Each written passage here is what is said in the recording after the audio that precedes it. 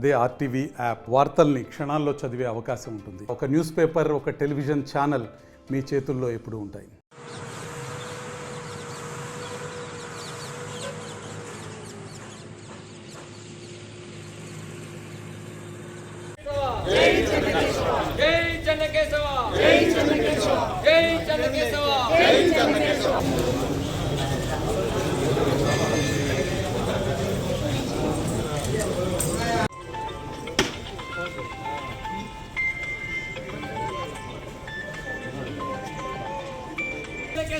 జై చెన్నకేశవ జై చెన్నకేశవ జై చెన్నకేశవ జై చెన్నకేశవ జై చెన్నకేశవ జై చెన్నకేశవ జై చెన్నకేశవ.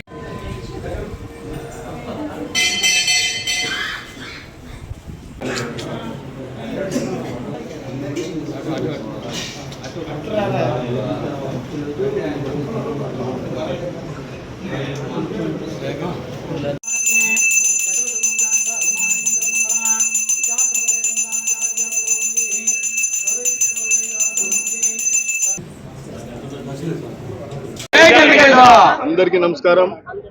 ఈరోజు మార్కాపురం నియోజకవర్గము హెడ్ క్వార్టర్ అయినటువంటి మార్కాపురంలో ఈ గ్రామ ఇలవేల్పు, ఈ ప్రాంత ఇలవేల్పు అయినటువంటి శ్రీ లక్ష్మీ చెన్నకేశవ స్వామి వారిని వైఎస్ఆర్ కాంగ్రెస్ పార్టీకి సంబంధించినటువంటి నాయకులు, కార్యకర్తలు, అభిమానులతో పాటు ఈ సమాజ శ్రేయస్సు కోరుతున్నటువంటి పెద్దలందరూ కూడా ఈరోజు స్వామి వారిని దర్శించుకోవడం కోసం ఇక్కడికి రావడం జరిగింది.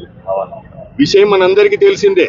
గత 10-12 రోజులుగా రాష్ట్రం యావత్తు ప్రధానంగా భక్తుల మనోభావాలు ఇబ్బంది పడే విధంగా జరుగుతున్నటువంటి పరిణామాలకు మంచి పద్ధతి కాదు. ఇది స్వస్తి పలకాలనేటువంటి లక్ష్యంతో ఈరోజు దోషులు ఎవరు తప్పు చేసింటే ఆ లడ్డు ప్రసాదం తయారీలో ఉన్నటువంటి నెయ్యిలో నాణ్యత లేని నెయ్యిని ఎవరు చేసి ఉంటే వాళ్ళను ఆ దేవుడు తప్పగా శిక్షించాలని, ఈ ప్రజలకు, ఈ భక్తులకు మనోభావాలకు ఎలాంటి విఘాతం కలగకుండా ఆ స్వామివారి ఆశీస్సులు అందించాలని చెప్పేసి ఈరోజు మేమందరం కూడా ప్రత్యేక ప్రార్థనలు చేయడం జరిగింది.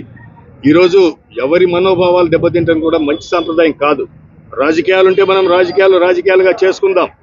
భక్తులకు, ఒక మతానికి, ఒక కులానికి సంబంధించినటువంటి వ్యవహారం కాదు ఇది అనేది ప్రతి ఒక్కళ్ళం కూడా గమనించాలనేది కూడా విజ్ఞప్తి చేస్తూ ఉన్నాం.